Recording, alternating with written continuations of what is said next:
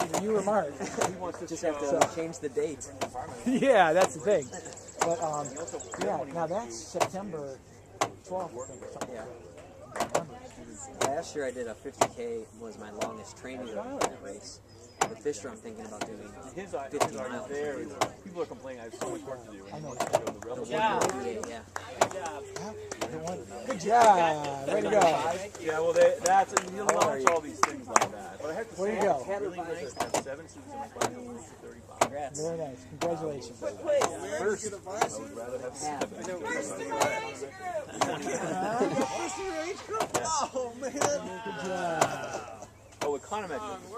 Oh, I'm thinking of regression. Econometrics, they'll be 7. Wait a second. I I love feeling. Hey, so Vince, I was thinking that too. You can stay right there at the finish. Yes. I'm sure. And it's only two, Nick Villick sent me a link. It's only 2.5 hours away.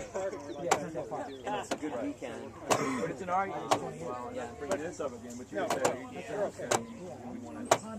Good job. Way to go. Good job. Nice job. Nice job. Originally I was thinking